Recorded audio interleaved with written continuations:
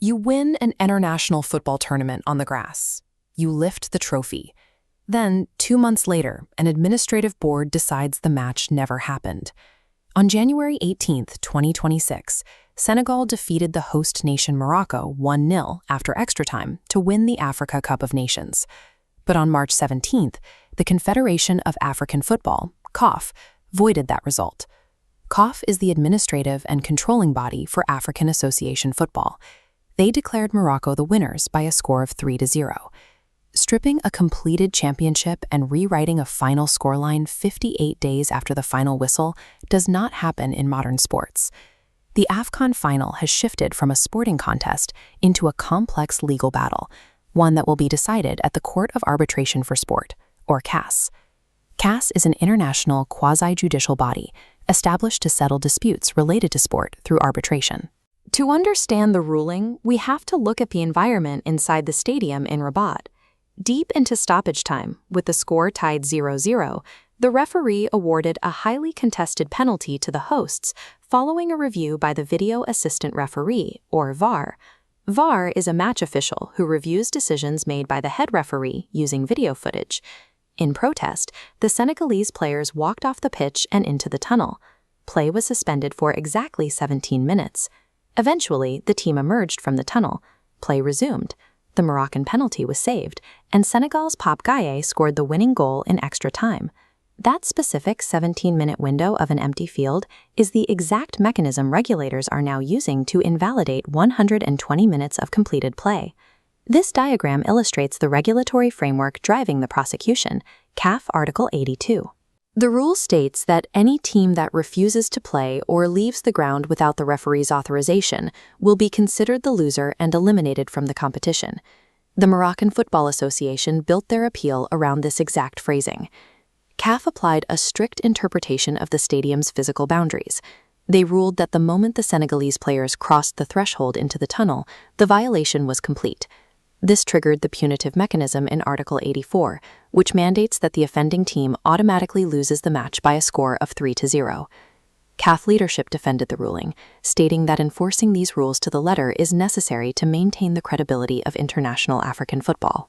Under a rigid textualist reading of the CAF handbook, Senegal abandoned the final, making their subsequent victory legally void.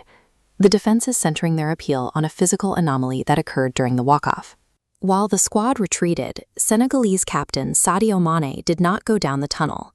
A team captain is the official, recognized legal representative of the squad on the field of play. This diagram shows what Senegal's legal team calls the Mané Loophole. Because the team's legal representative remained anchored on the grass, they argue the entity of the team never formally abandoned the match. During the 17-minute delay, Mané actively communicated from the pitch, eventually persuading his 10 teammates to re-enter the field. The defense contends that an abandonment cannot be legally finalized if the jurisdiction of the field is never fully vacated by the team's representative. By staying on the grass, Mané turned what CAF treats as an open and shut forfeit into a highly complex jurisdictional dispute. This regional dispute directly clashes with a higher, universal tier of football law set by IFAB. IFAB is the International Football Association Board, the body that determines the universal rules of the game worldwide. This hierarchy illustrates IFAB Law 5, the foundational axiom of the sport. It establishes the match referee as the absolute sovereign over the pitch. The text specifically states that the decisions of the referee regarding facts connected with play and the match result are final. We have to look at how match referee Jean-Jacques Ndala operated during the 17 minutes the Senegalese players were off the field. Ndala never blew his whistle to officially abandon the fixture.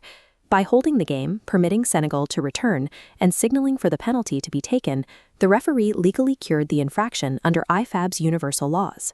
This creates a direct conflict of authority.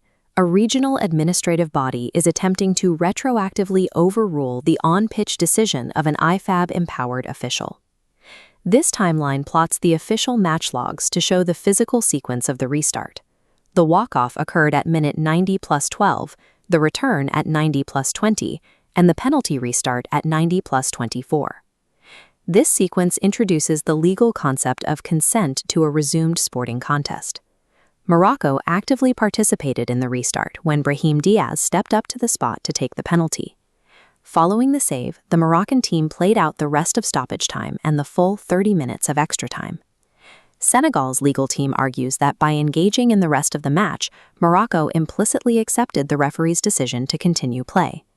Morocco's administrative appeal is at odds with their physical actions. They are seeking to void a game they willingly finished and ultimately lost. The sheer timeline of this decision adds another layer of scrutiny. CAF delivered their ruling nearly 2 months after the tournament ended. The Senegalese government has called for an independent inquiry, alleging that the delayed ruling was motivated by institutional pressure rather than sporting law. High-profile coaches and executives have publicly criticized CAF leadership, suggesting the Confederation is under the direct influence of FIFA executives. CAF President Patrice Motsepe has denied these claims, stating, "Not a single country in Africa will be treated in a manner which is more preferential or more advantageous or more favorable than any other." Yet the 58-day delay leaves open the possibility that off-pitch boardroom politics ultimately dictated the outcome of the final. The upcoming hearing at the Court of Arbitration for Sport will test the legal hierarchy of global football. CAS must decide if IFAB's universal laws of the game supersede regional tournament regulations. If CAF's ruling is upheld, it sets a precedent that administrative boards can legally void completed matches long after the stadium has emptied. This would legally neutralize the historical authority of the match referee, reducing their decisions to provisional suggestions subject to office review. The CAS verdict awards the 2025 championship and settles the location of ultimate authority in sports, the grass or the office.